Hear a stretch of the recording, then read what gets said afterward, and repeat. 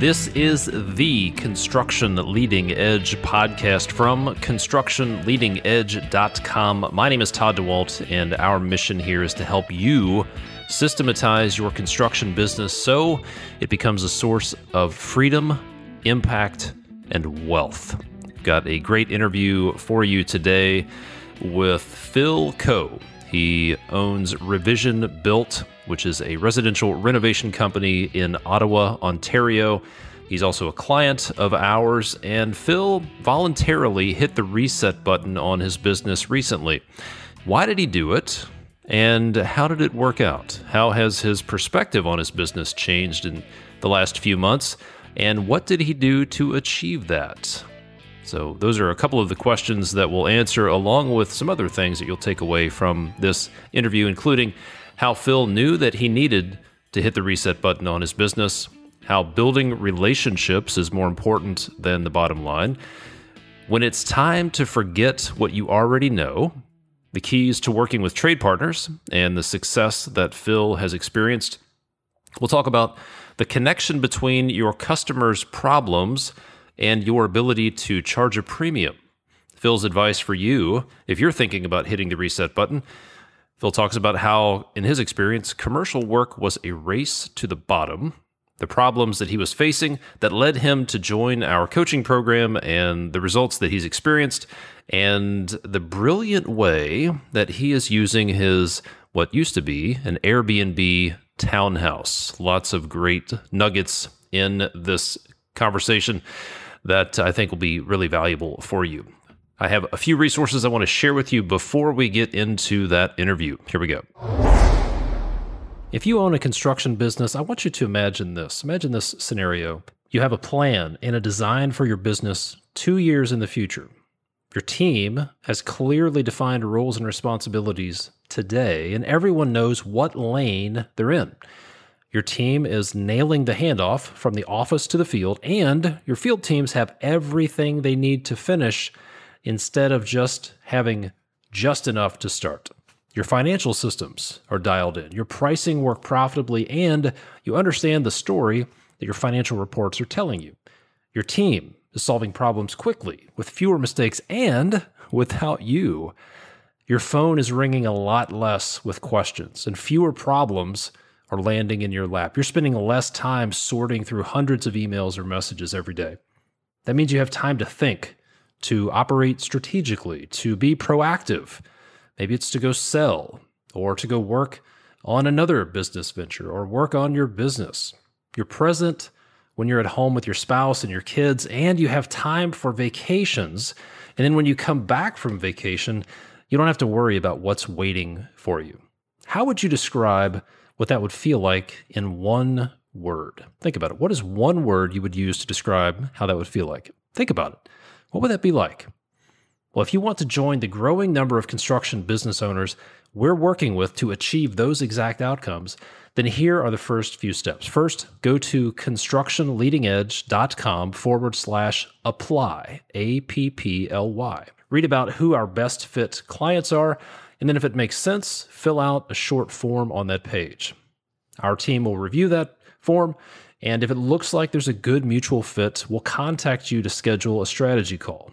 On that call, we'll assess where you're at, where you want to be, some options for how to help you get there, and if it looks like there's a good mutual fit, we'll talk about what working with us looks like.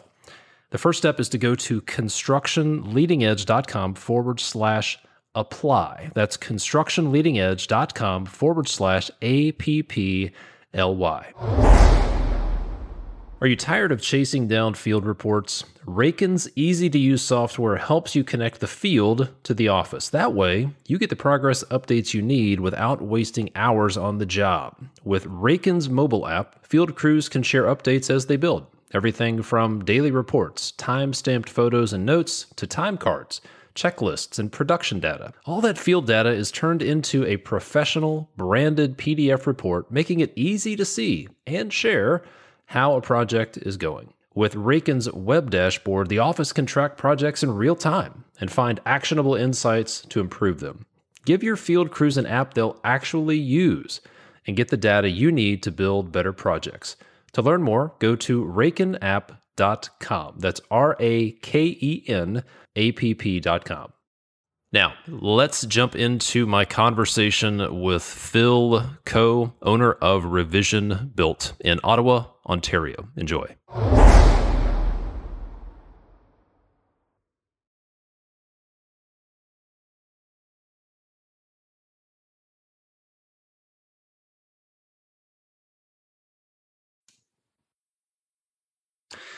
Phil, welcome to the podcast. How's it going today?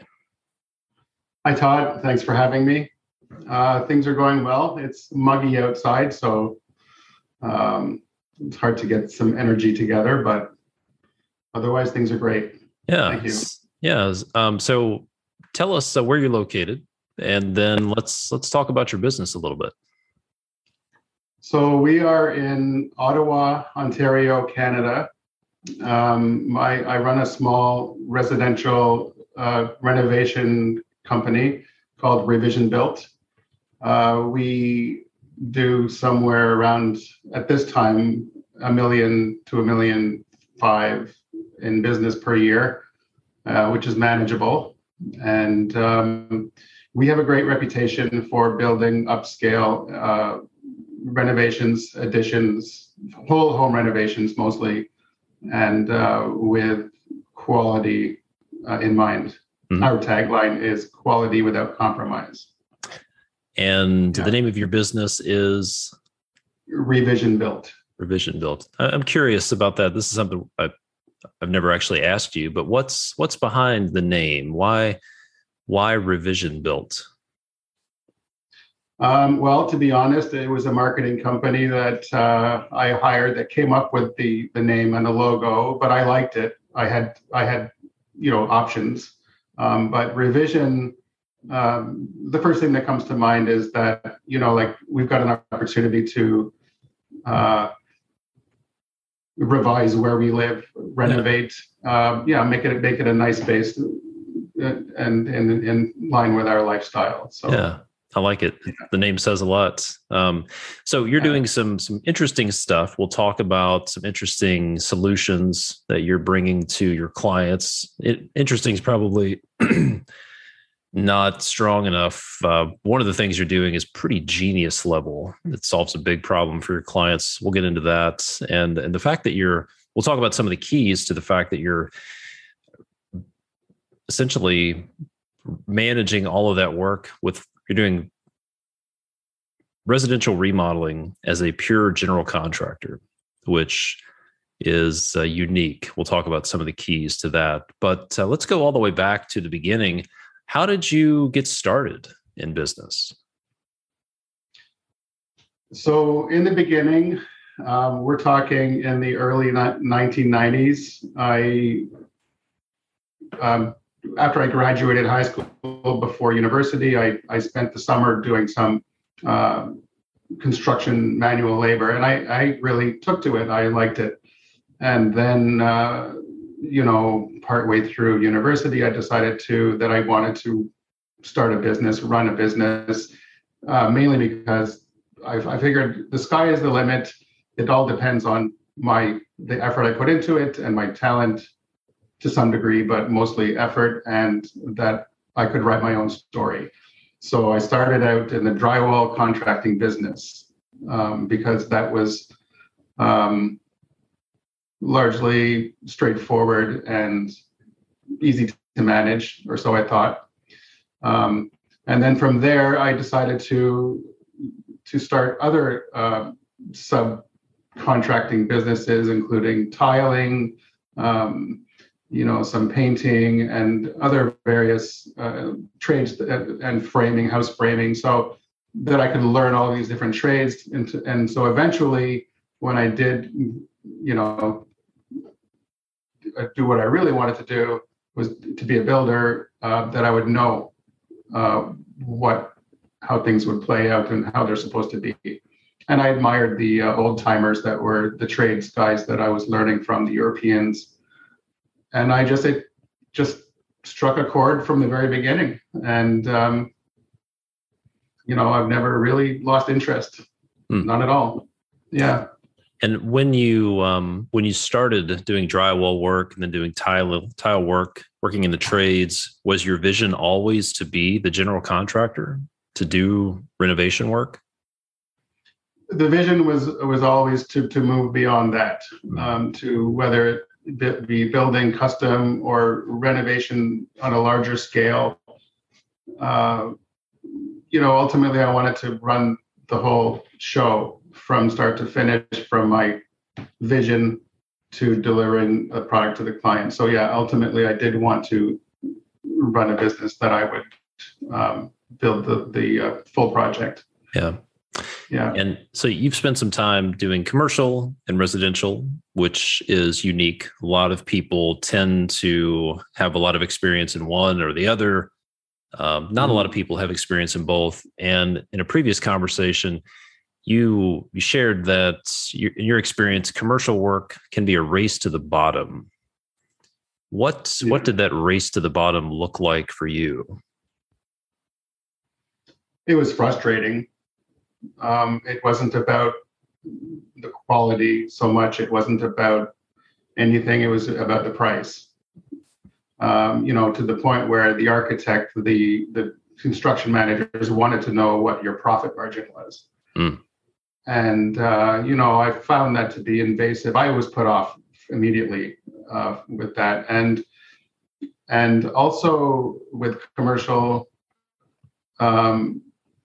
it when it gets out of hand, it really gets out of hand. So in other words, we would be tiling 20,000 square foot floor and the schedule would be mixed up. So then next thing you know, the HVAC and the electricians would be walking all over our tile. We'd be forced to do it overnight. We were basically not pawns, but we were, like a commodity. Yeah, it was frustrating. Yeah. When I asked you at one point, I asked you what your biggest business lesson was. You said, quote, "I didn't have the depth of knowledge that I needed." So sounds like you were pretty solid on the trades. You had a lot of experience doing the work. But what did you mean when you said, "I didn't have the depth of knowledge that I needed"? Well, I meant that that there's so many layers involved. There's so much at play. It's one thing to have the talent, but that only takes you so far. I mean, it's almost cliche, but with all the layers and the people, the personalities, the institutions, I mean, it just goes on and on. You're relying on a lot of other small companies. So to bring all of that together to make your company work, your business work, really it's something else. I mean, it's almost like, again, another cliche where, the more I know, the more I don't know. And it just, without that in place, without that depth of knowledge, it's like a scramble. Sometimes it feels like that. Yeah, I realized that when I started my own business about 20 years ago. I was managing complicated commercial projects, looking at the profit that I was making the company, and thought, I should just do this on my own. I'm good at building these projects. I can run a business. Yeah. And I picked up some interesting language for that from a book that I've heard about for years called The E-Myth by Michael Gerber, which is fantastic. Highly recommend anybody who owns a business or is thinking about starting a business to read it. And the entrepreneurial myth, or the E-Myth, is that, I'll paraphrase this myth, but it's the myth is that if you understand how to do the technical work in a business, that means you'll be able to run a business that does technical work. And those are very different things. And I certainly learned that one the hard way.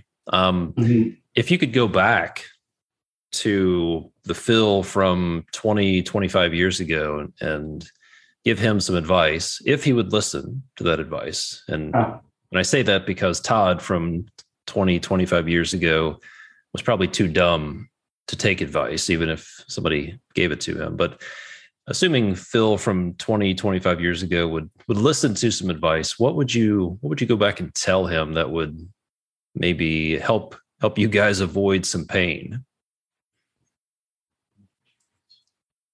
Wow. Where do I start? Well, for one thing, I probably would be receptive to the advice if I respected who it was coming from. This is before the days of internet and easy access to information. But I think the best advice would be to take it slowly at first to really get a good understanding of what you're getting into. And it takes time. So rather than, for example, if a big project lands in my lap, think twice about doing it, without being ready, because it can be a minefield. And to really educate yourself and have a good understanding of really how to manage this kind of thing, because it does get complicated. And when you're in deep, it can be very stressful situation. I deal with anxiety, and it's at a different level when you've got lives in the balance. Yeah. Personally, I've created problems that were so big, it was unimaginable. I was like, I had no idea I could create problems this big. Like, how did this even happen? And the answer is by going in unprepared and thinking I knew stuff. So I think a really good posture would be to go into things very cautiously, as you said, go in slowly, don't jump at opportunities, go in with the posture that there are a lot of things that I don't know. There are these unknown unknowns out there, things you haven't ever even thought about. And if you've never started a business, then doing it on your own is a minefield, as you said. Yeah. It's tough. Yeah. And there are people out there that would like to help. And so listen to that and be aware that, you don't have to, it doesn't have to be going at it alone. I think. Yeah. That's great advice. You don't have to do it alone. I think a lot of people consider asking for help a sign of weakness. And maybe there's this startup culture that says you have to do it alone. You just have to tough it out, work 20 hours a day, take huge risks, gamble with everything, make the jump. And the people who survive that have great stories. Yeah. You just don't hear the stories about the people who don't survive. There's this. There is a story there, because the ones that do it's like getting the gold medal at the Olympics, there's a huge learning curve for sure. Yeah. I think I've heard the saying, success does not a good teacher make. And sometimes they got lucky, but you can definitely learn a lot from people who made mistakes and failures. Definitely. In fact, a few years ago when COVID hit, I did a virtual event called FailCon, and I had 3 or 4 guys that I knew come on, and we spent 2 hours talking about our biggest failures, biggest mistakes, and what we learned from it.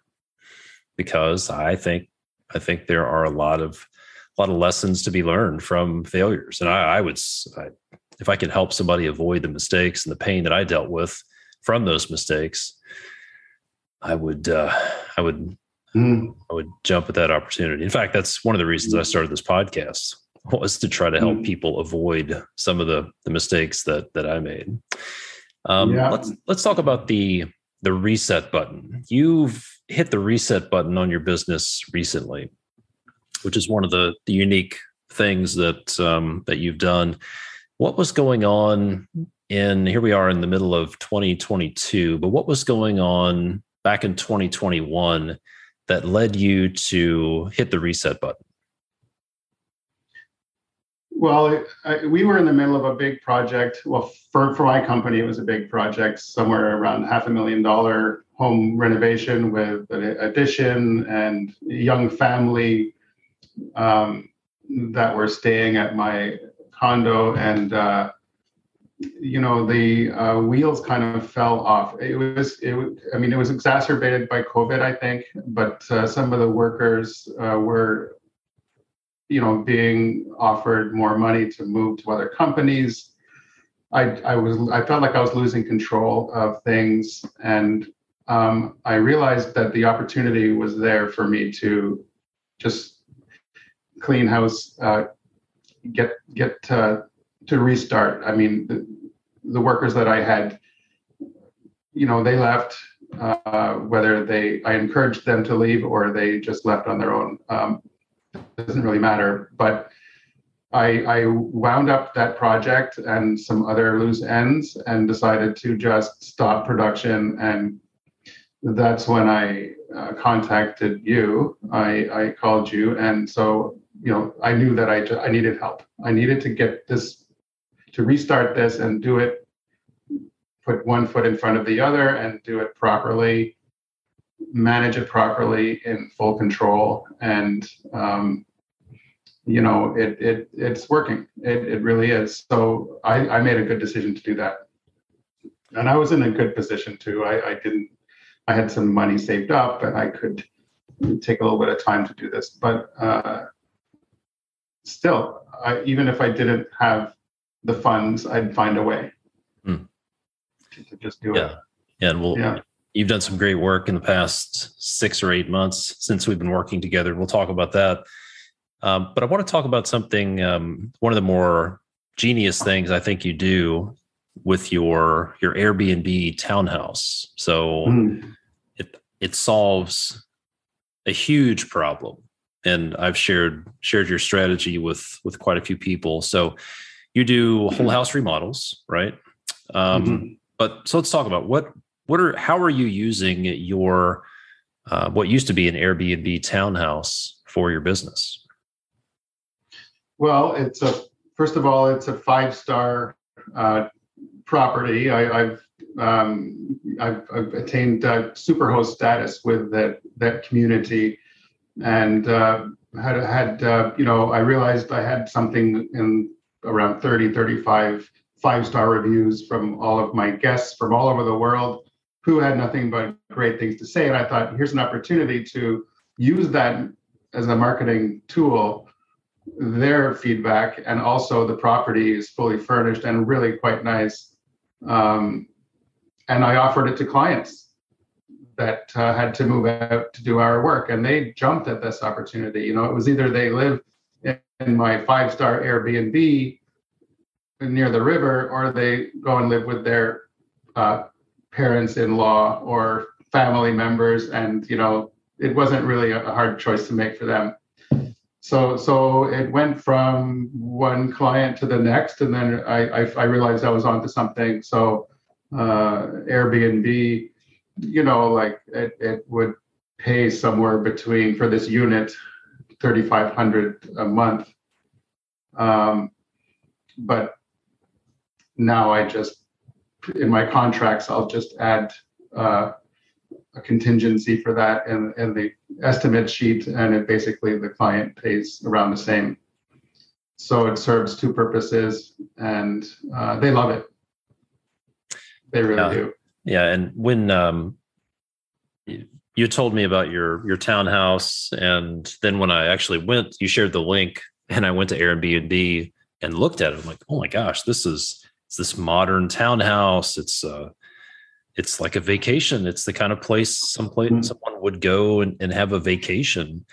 So what I love about it is, like, from the customer's perspective, think about the problems and the fears they have when they're considering having their entire house remodeled. They have to move out.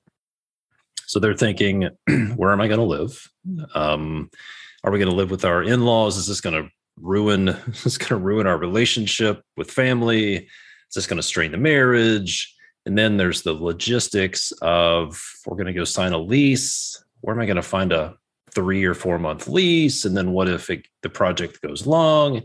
And then they talk to you and you show them your work and then say, oh, by the way, when we're ready to start your project, you'll move into our 5-star Airbnb townhome until your project's done. And then you'll move back into your home, and it just eliminates all of those fears and concerns. And they are willing to pay for it. And it sounds like this is how big of a contributor has your townhome been to closing deals? Is it like a small factor in their decision to work with you, or is it, is it a big factor? It's huge. In fact, I should tell you, my client that's in there now, there was an overlap from the last clients to this one, the single woman, and she had to move in with her mother to wait a few days. And she said, I love my mom and everything, and it's great to have a prepared meal when I get home, but I can't wait to move to it's going to be like a vacation. That's exactly what she said. It'll be like this great vacation. And I used to live in that neighborhood. So, but it's a huge deal maker. Like the last 4 or 5 clients that stayed there, that was in their deciding factor. I was up against other companies to get these projects, and they're all in the range of $200,000 to $400,000 in value, and so they're it's big. It's a big deal. Yeah. And it starts with what are the problems or the fears that your customers have. So if you want to differentiate yourself from the competition, and I would even go so far as to say, if you want to compete in the category of one where you really have no competition, then what you need to do is go figure out what are all of the problems that your ideal prospects have, and then solve them for them. Mm-hmm. Now, yeah. The typical contractor response is, well, how am I going to pay for that? I can't eat that cost. You're right. Mm. The solution is you charge for it. Yeah. And customers will pay they'll pay a premium to solve their problems. So get away from this cost, being so concerned about low cost, and focus on customer experience, solve their problems, and you won't have to compete. Exactly. To take it one step further, initially I was charging them a separate fee. And I asked one of them, a lawyer, I said, listen, what's your advice? Should I just put it in with my overhead, and then they feel like, there's no transaction? And so she said, yeah, do that. Just here's the key, meet them there, show them some little features and quirks with the unit, how like the sound bar comes on 10 seconds after the TV comes on, so it can startle you, this kind of thing. And then leave the key with them. And, I have a groundskeeper, I have like snow removal, all of that's covered. They have, indoor parking. And so that it's a winner, and they're paying for it. Yeah. And they're happy to, and they're not asking, I'm presuming they're not like nickel and diming you saying, how much are you going to charge me for this? Because it's a big, painful problem that you solve. So that's right. This might be an interesting exercise. Let's brainstorm a little bit just to give some folks some other ideas of problems that they might have and some solutions, right? So you do whole house remodels because you're not interested in an occupied home. That's a decision you've made. But let's say someone is remodeling their kitchen, right? So if you're a kitchen and bath remodeler, you're going to remodel somebody's kitchen. Some of the problems that your clients are thinking about, all right, my kitchen is going to be gone for weeks. They're thinking, how am I going to feed my family? How will we eat? Where will we cook? What about dust control? Like, what are, in your experience, what are some of the big fears or problems that people who are going to remodel their kitchen have? Maybe they'll share them with you, maybe not. But what are some of the biggest fears and problems they're facing? I think number one is the time it might take. It's an unknown. So if you go in and say, we'll get your kitchen done in 30 days, we order the cabinets and everything is ordered before we get started. So when production starts, you'll be out of your kitchen for 3 weeks. And in our part of the world, I mean, we try to do it in summertime so that they can use their barbecue. I mean, there are also meal services now that drop meals at your door that you can put in the microwave. And so that could be part of your package, for this month. I've enrolled you in this meal service, and they'll drop off your prepared food. You just,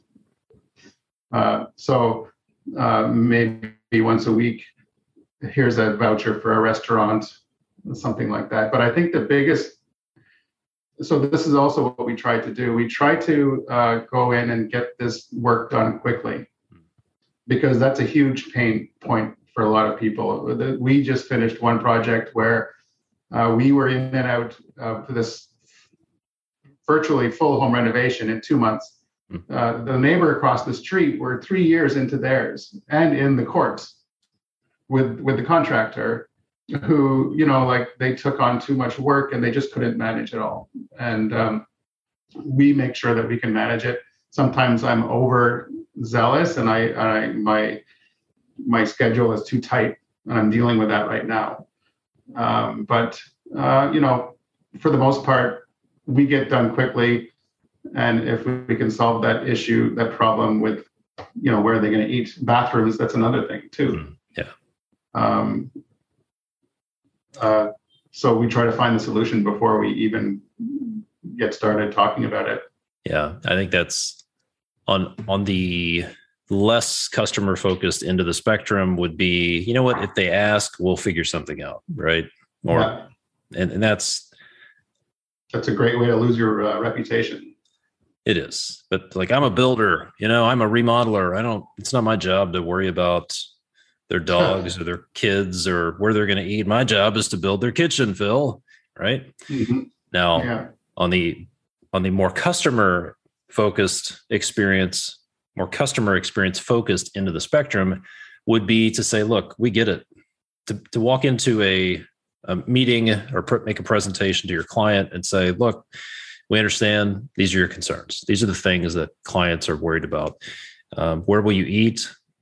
Big concern is, how long is it going to take? Are we going to be how long will we be without our kitchen? So here's what we do to shorten the disruption to your house. And then you walk them through your process. You tell them why you're going to take them through a detailed pre-construction process. And you're going to order materials, and you'll have everything staged and whatever you're going to do to address that concern. And when you can articulate their problems and their fears and concerns better than they can, then they will assume you have the solution. And then better yet, when you articulate those problems and then tell them your solution, wow, it just takes a weight and a load off them, and they have confidence right off the bat. But the key is make sure you can back that up, because if you don't deliver, then it would be better for you not to say anything at all than to set that expectation. But I love the idea of meal services, right? Here's what we're going to do. We'll, for 30 days, we will provide meals every night, 7 days a week. Meals will be dropped off. And then here's a gift certificate for dinner out with the family once a week, something like that. Think about, like, is anybody else doing that?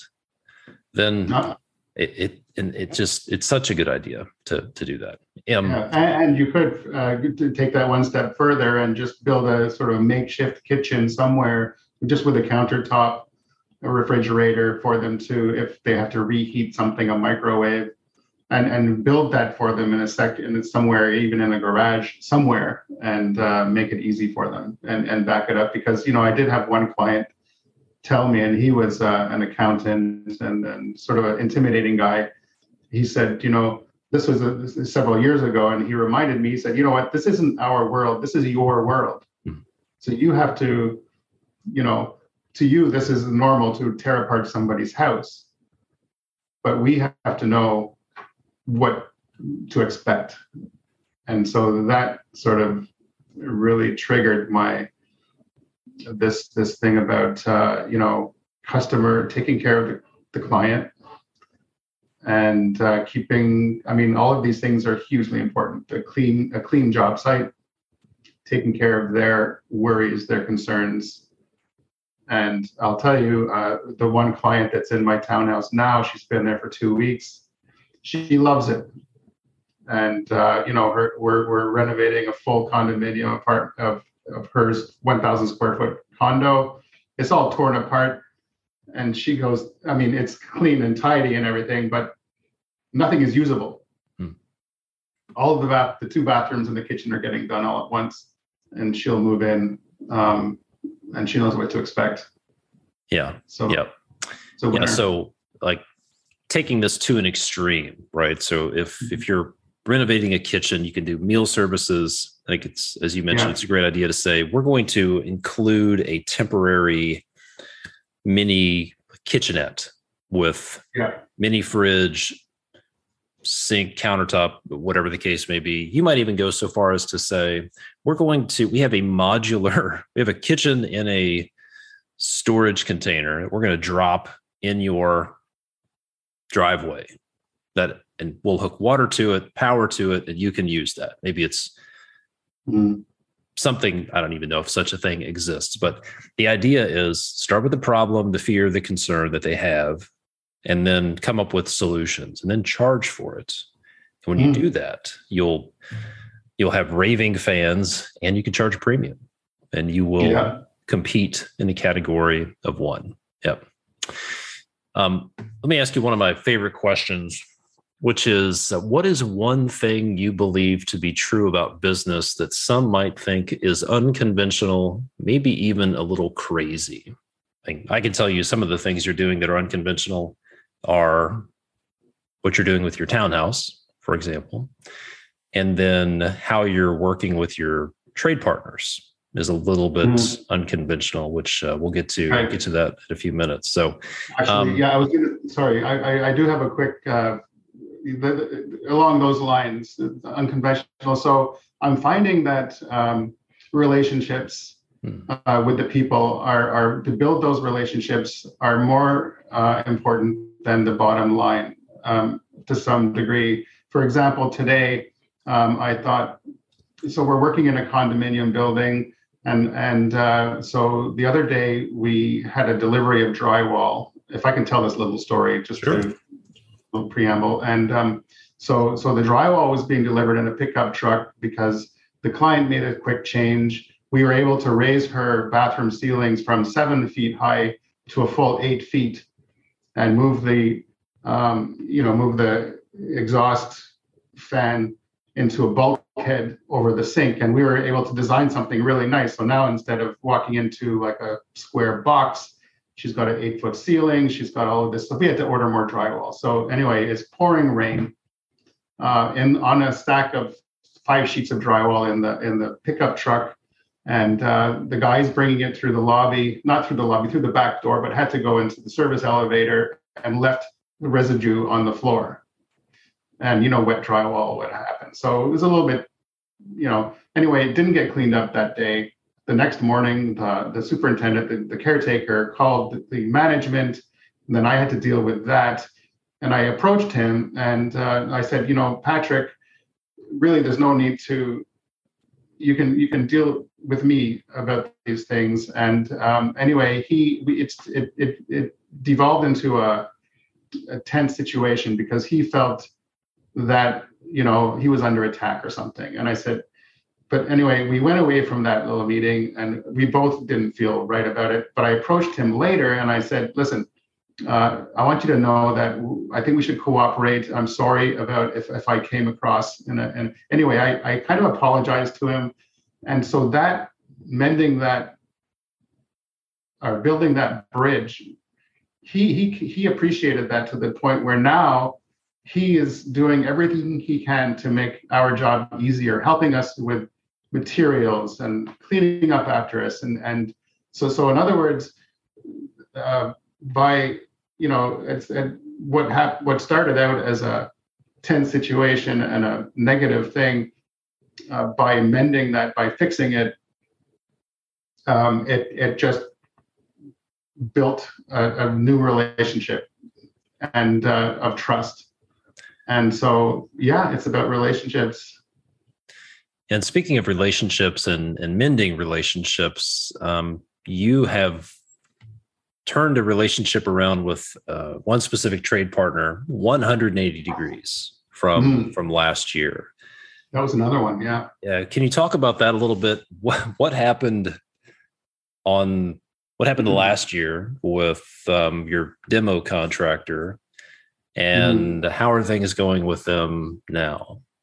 Wow, that's and so same idea. Well, they were on a job site doing this work for me, and some of his crew, one in particular, wasn't careful. For example, 7 sheets of OSB were thrown in the container and went to the landfill. I mean, at this time, these are $60 per sheet, and then we use them to protect the hardwood and so forth. And then there were other issues. So I tried to manage him on the job, and I didn't come across very well, come across properly. And so his supervisor, Ken, he came back to me and he said, listen, if you're, which, we can't work with somebody like you. If you're going to talk to our guys like that, they don't want to work for you. We might just, and Ottawa, like it's not a big town, so there's only so many demo contractors out there. So I realized I better back up here, and I said, listen, and so anyway, long story short, now he is a willing participant in all of our projects. He lends a hand. He solves some problems. He's got renovation experience. And I give him a bonus every so often. I send him a e-transfer, $500 or something, and the value he brings, like he's saved the day more than once since then. And now again, he's going back to a project where the laundry machines are coming in too far, according to the client. And we have an opportunity to build them into the garage, recess them into the wall. He said, let me do the work. Let me take care of it for you. And he's taking stuff off my plate. That's just amazing. And he gets paid for it.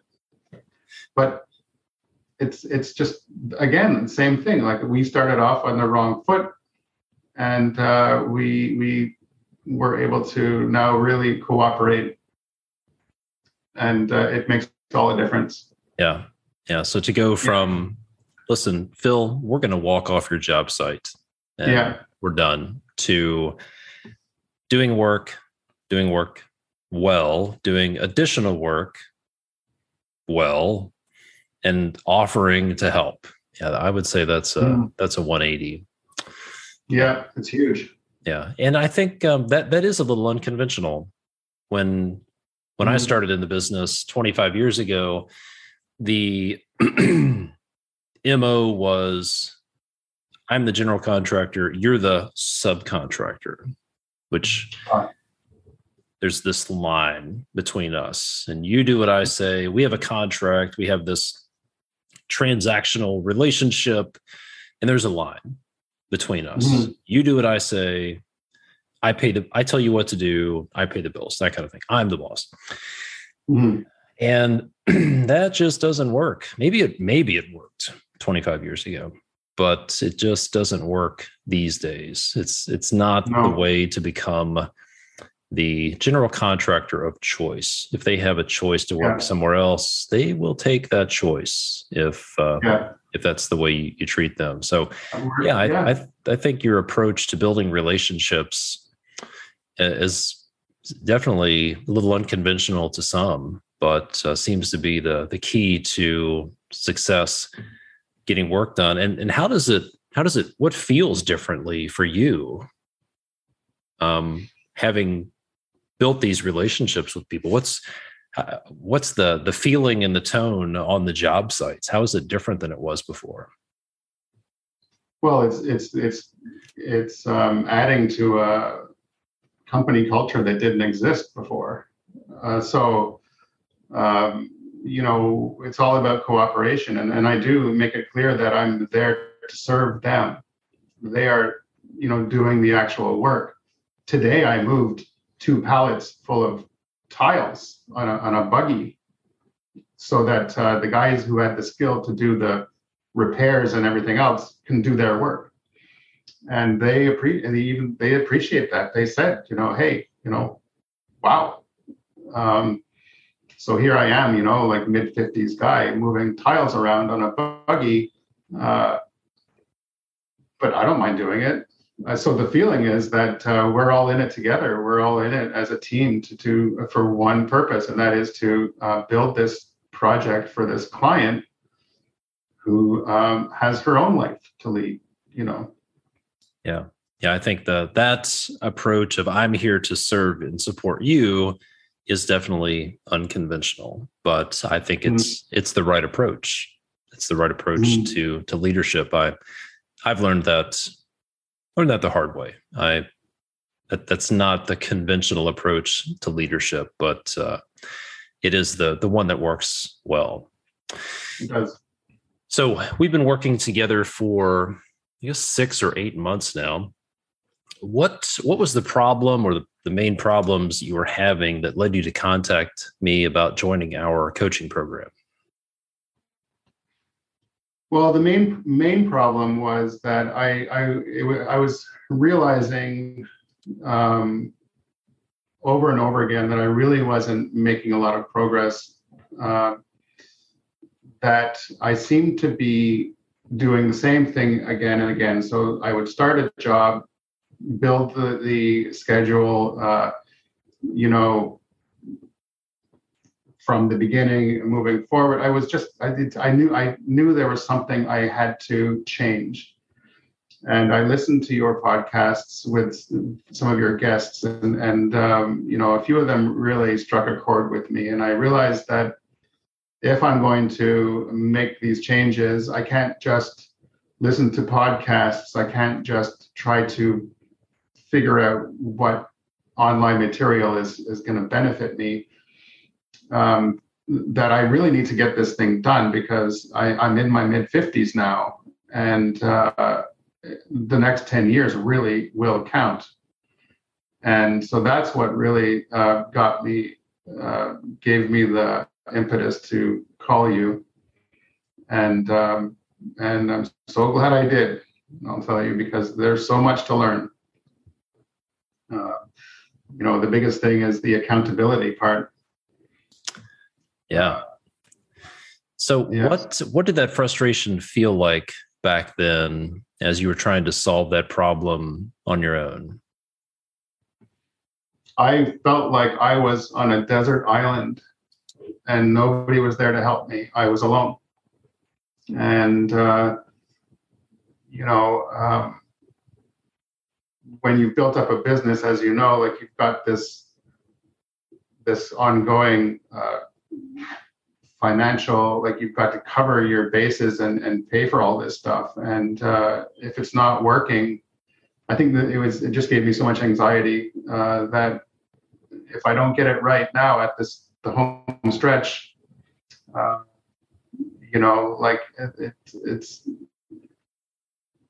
I just can't keep reinventing the wheel or trying different things. I need guidance. I needed to get this done. I don't know if I answered your question properly, because I just, so much comes to mind. Yeah. Yeah. So frustration, Yeah. anxiety. Sounds like you felt like I heard you say you're in the home stretch. Felt like you Mm-hmm. didn't have a lot of time to figure this out. So one of the approaches is to figure stuff out on your own, like read books, listen to podcasts. Mm-hmm. Obviously, you listen to the podcast. You're a smart guy. You're a student of your business.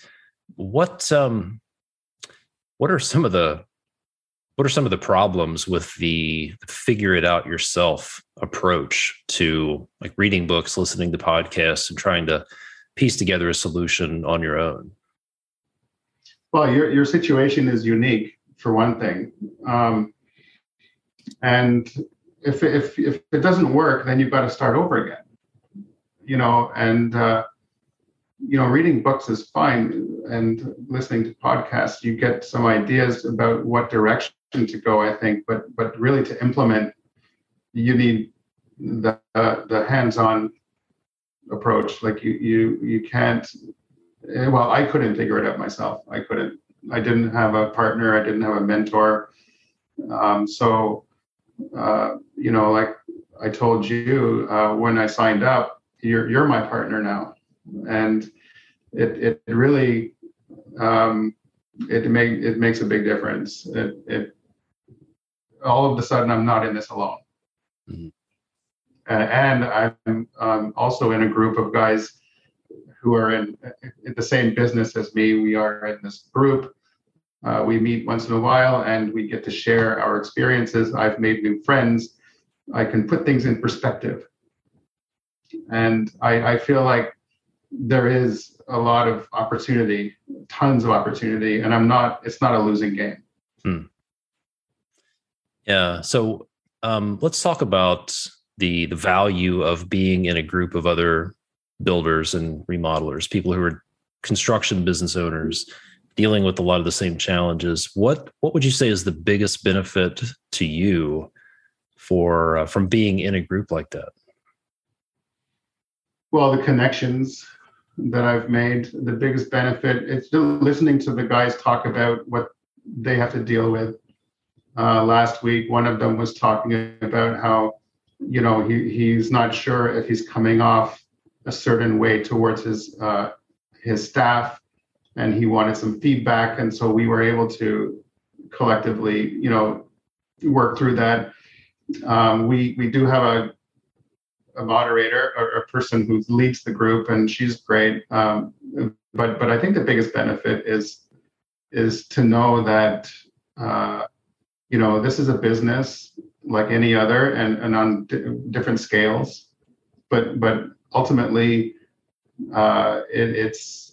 we're all in the business for the same reason, and that is to add value to people's lives and to make a difference and do what we love doing. So to hear other guys talk about that and to share their, you get to in some intimate conversations. Now I'm not just alone with my thoughts. Mm-hmm. It's these guys are all thinking the same thing. Yeah. And some of them are building these like commercial 11, 20-story buildings, and others are renovating bathrooms. So there's a big mix in there. Some are doing landscaping, but it's all business. Yeah. You mentioned accountability. How important is accountability for you? It's huge.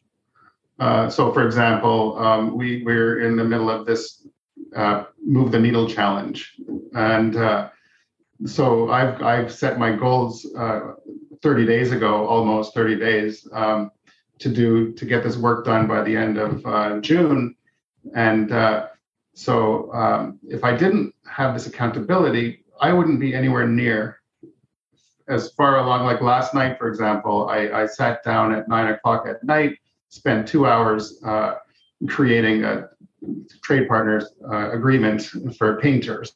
And so had I not been in this group, a part of this whole thing, it wouldn't have got done. It wouldn't have been done. So, and when I finished doing it, I felt great. the sense of accomplishment. So which also bolsters my whole,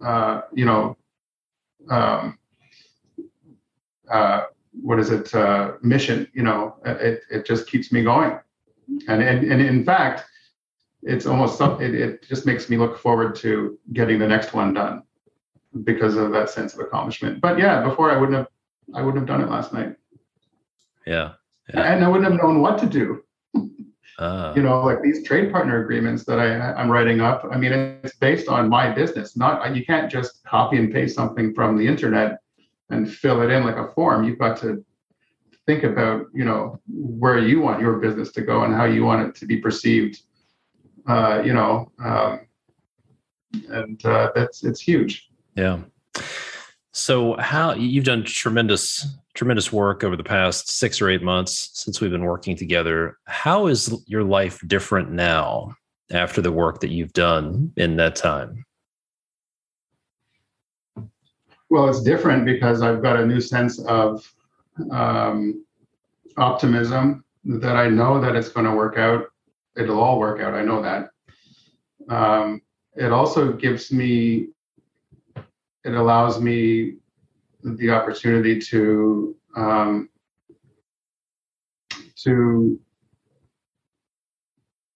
take some time for myself, knowing that if I take my eye off the ball, everything's not going to fall apart. So, for example, I'm scheduled at the end of July for 2 weeks in August to go on a trip. Whereas before, because things were not as organized and scheduled properly, I would only be able to take my trips when I realized, okay, I've got a week coming up where, whatever reason I can get away. So it would be random times. Now I can just plan it and work that right to left schedule. And so that's one way, and also the anxiety. It's not nearly as it's not there nearly as much. I mean, there are moments, but it used to be that it was constant. Those are just two things that come to mind. Yeah. The anxiety is when people are being honest, and I appreciate you being transparent and honest about it. Anxiety is a big deal, and loneliness. You mentioned you felt like you were on a desert island. That is a very consistent thing that I hear. Very few people will come out and say right off the bat, when I say, what's your biggest challenge? Nobody comes out and says, I'm lonely. It's not like I need a friend. That's not the case. It's I don't have anybody to talk to. I'm out here trying to figure this thing out on my own, reinventing the wheel, wondering if it's going to work. If it doesn't work, I have to start all over, and I'm not sure I can do that. So, yeah, maybe isolation is a better term for the biggest problem. You've got all these guys like yourself out there doing the same thing, tackling the same problem, but having to do it in isolation. And it doesn't have to be that way. Yeah. No. Let's talk about the crack the code segment. I feel like you've cracked the code on a few things in your business, but what is one specific part of your business that's working well for you that you feel like you have cracked the code on that you'd be willing to share about?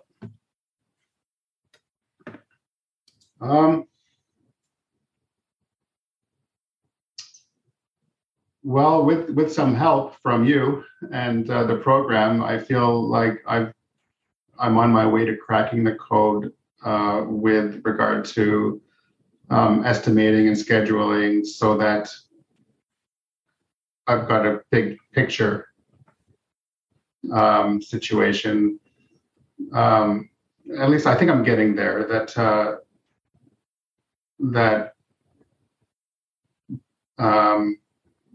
just by doing that, compartmentalizing, by just staying focused on the important things, and that is to say, getting the job done and making sure that my clients have a good experience doing it. I feel like I don't think I've entirely cracked the code, but I think I'm really on my way to getting that done, because the feedback I'm getting from everybody is nothing but good. And apart from, trying to solve my clients' problems.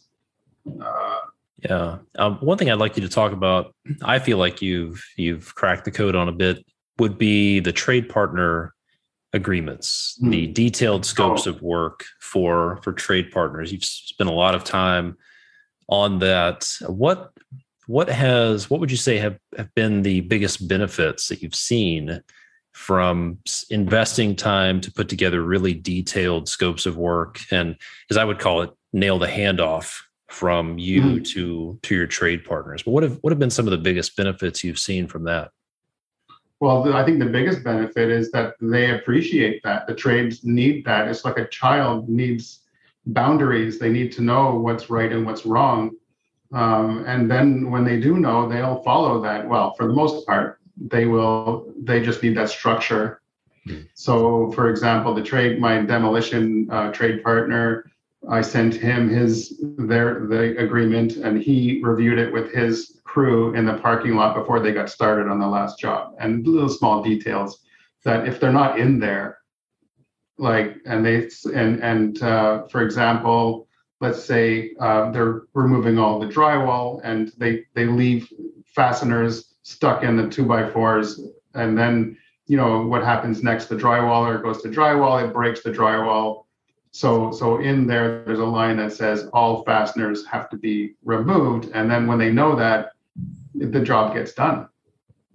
And if you don't have that in there, it'll be the same. They'll make the same mistakes over and over again. You'll deal with the same frustrations. And by doing that, you're passing along the responsibility to them to get the job done. So the front end work, it takes some time, and it's actually, I enjoy it because it just reminds me how much I actually do know. But when I do give them that document, I'm handing off responsibility to them. So here's your scope of work. Here's what, every project, this is a standard. For example, I'm working with a new drywall taper and drywall finisher who, I didn't give him I was working on the drywall trade partner handbook for that part of it. He didn't get it yet. And then the next thing you know, I go to the project and I see like 4 cigarette butts on the balcony of this woman's residence. She's not living there now, but still it's a huge sign of disrespect. And so that'll be in there. And I had a conversation with him about that, but yeah, it gives structure to everything. And it passes off the responsibility to them.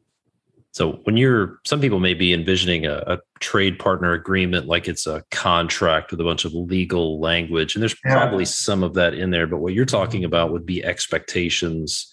Yeah. This is what my expectations of you are as far as scope of work, cleanliness, all the way down to what you're doing is solving problems in the future and getting things out of your head, right? So your examples of it gets a little cold in your area in the wintertime, and if the demo crew comes in and shuts off the furnace and leaves the furnace off overnight, you have problems. And likewise, if they keep the furnace running all day while they're making dust, it causes problems. So going into that level of detail, every morning, do this. Every evening, or at the end of the shift, do this. Just expectations. So it becomes something like Ken can review with his team. And so it sounds like your trade partners are not receiving this like, oh, this Phil guy is, he's micromanaging me, he's putting me under his thumb. They're receiving it very differently. It's like, oh, this is helpful, right? Exactly. And so I go so far as to explain why we turn the furnace off before you start creating dust. If you do want to replace a $5,000 furnace, nobody wants to do that. Right. Do you want to, the pipes to freeze? we had another situation where somebody unplugged or tripped the breaker, and the freezer in the basement was plugged into that power. And the client, sent a message after 3 days saying, Phil, it's starting to smell a bit funky in my basement. Looks like my freezer's been unplugged for 3 or 4 days. So luckily, there was nothing but I would call processed boxed food and things like that. And the owner said, I wanted that gone anyway. It's not a big deal. So we got off easy there, but it could have been a lot different. Yeah. And so we explain why we do these things to them, the importance. It's not me nitpicking. And I should say that there's no legalese in my document. I create the document because nobody wants to go through 15 pages of all of this stuff. And I've heard that before with other big builders where the sub-trades don't even read it. They just sign it. And so this is, I increase the font size, I make it interesting, I make it sort of, educational somewhat, and they are more receptive to that. Yeah. And it feels like that has been a key for you to be able to operate as a pure general contractor doing residential remodeling. You don't have a team of carpenters and laborers. You're outsourcing or subcontracting the almost 100% of your work. That's really your model. So would you say clearly nailing the handoff to your sub trades and clarifying expectations, has that been a big key to your success? It's critical. It's critical because, we don't, like you say, I don't have a team of guys. I have one carpenter who is very talented at what he does. And so he's on site right now managing things. We don't take on too much. And these contracts, these agreements, by giving all the details, saying like, you've got to leave this when you leave the building and your job is finished, you've got to leave it for the next trade coming in. I mean, we don't have a cleaning crew. So you clean up after yourself. You make sure that you've addressed everything. And they do, because they want to move on to the next job too. And having that structure helps them do that. Yeah, they don't want to get callbacks. Yeah. And they would, I've been a subcontractor, I've run a subcontracting business, and that is an absolute productivity killer when you have to make extra trips back to do little things and guess at, is it done? Have we done everything you want? That's not a fun game. Just the come back and finish up game. And then are we finished? I don't know. So clarity is you're really being kind to your trade partners to be clear on expectations. You're actually helping them, and they'll like it because very few other people are doing that. And I've spoken with quite a few general contractors. They're like, hey, we're struggling to get trades to come to our jobs because they're chaotic, and we're getting their B team, and then they're slow to respond. And we want to be the general contractor of choice. And one of the best ways to do that is make it easy for your trades. Package these things up, nail the handoff, give them, this is something I talk about a lot, the just enough to start thinking trap, which is let's give them just enough information to get started, and then we'll answer questions, fill in the gaps. That is a disaster. It is. Better way to think about it. Fact, my electrician gave me some feedback. I shouldn't say the electrician who also is starting his business. He's in his early 30s. Said to me that I am a contractor of choice. He said that because, now he doesn't have to go to each project 5 or 6 times. He goes to do his rough-in. If there's the issue, if there's a 2-gang device box that's a little askew, I'll fix it for him. He doesn't have to come back for that stuff. Then he comes back to finish. And if the client was slow to pick light fixtures, then he may have to come back another time, but he gets paid for that. If we're not ready for him, I pay him for that. Yeah. And so they appreciate that. Yep. So what advice would you give to someone who feels like they're in the situation you were in last year, overwhelmed? Do they feel like they just need to hit the reset button, and they're basically at a point where it's either make some dramatic changes or shut things down? Like they're literally at a fork in the road where it's something has to change, or I don't want to do this anymore. What advice would you give to somebody who feels like they either need to hit the reset button or make some drastic changes? I would say that to get some guidance, to really know that this stuff is doable, it's all possible, but I think that that you've got to get the information you need to, every business is different. So to direct your energy to really doing it properly, to doing it right. And that means forgetting about some of the stuff you already know, and rethinking and getting guidance, getting, if it means paying for it, it's an investment in yourself. And I think that's what people should be doing, is investing in themselves, because I would consider that to be front end work, because the back end is that you are rewarded so much better, and life becomes so much easier and enjoyable. It's a great business, but it's tough. And if you don't approach it the right way, I think it's just going to continue to be a struggle. So you're saying running a construction company, specifically a residential remodeling company, can be enjoyable. Is that what you're saying? Yeah, I am, very much so. Yeah, when you see your clients thrilled with the results, thrilled with the progress, with everything that's happening, they actually have nothing but great things to say about their experience. And your trade partners also have a great experience. Like, you get their estimates, you don't chisel away at their price or anything, you pay them what they deserve, and you take care of them. And if they miss something in the scope, you remind them that, don't forget about that, like, you're taking care of them. So the feeling, it's a visceral, like, it's a feeling that it's hard to describe, but it's rewarding to a degree that I can't imagine another business where you could get. I mean, it's meaningful work.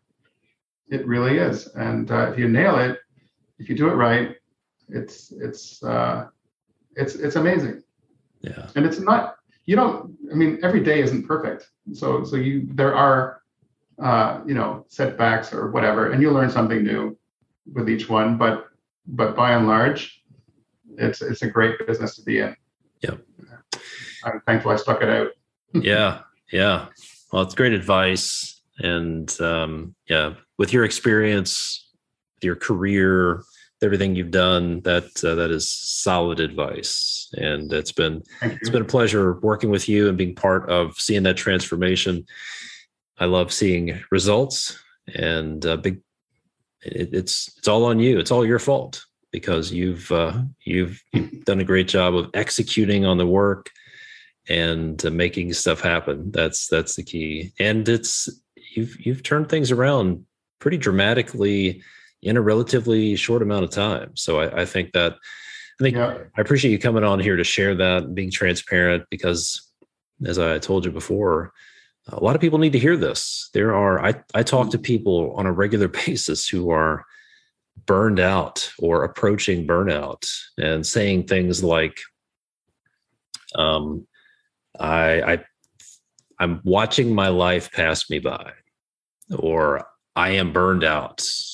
I've had women schedule calls for their husbands with me because they're concerned that their husband, who's working 60, 70, 80, 90 hours a week, is going to have a heart attack in the best years of their life.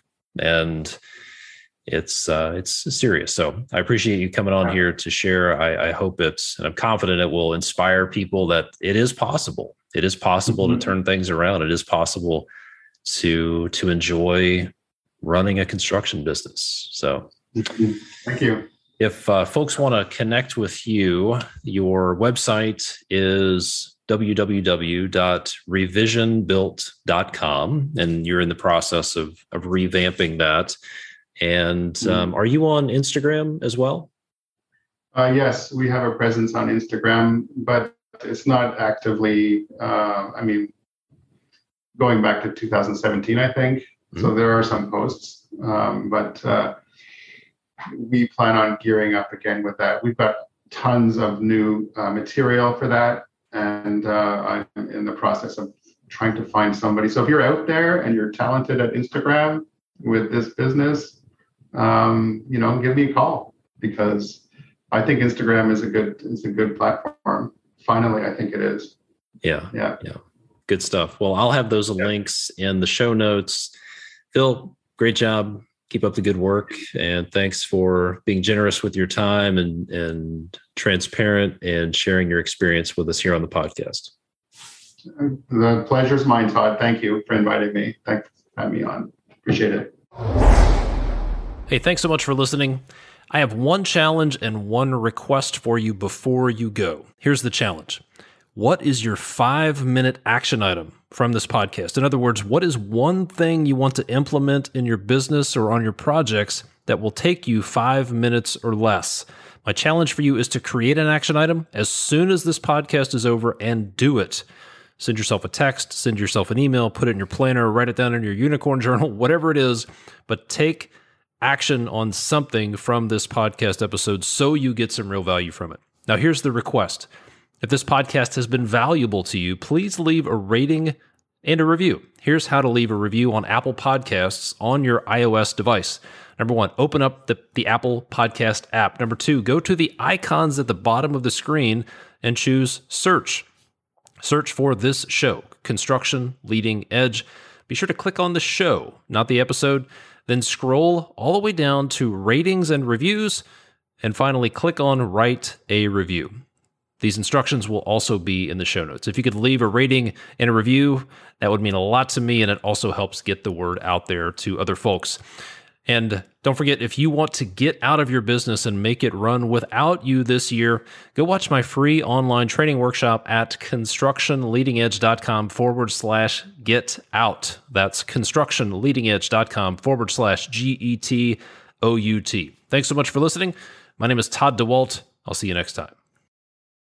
Remember, every project starts in the field, and Raken's field-friendly software makes documentation easy.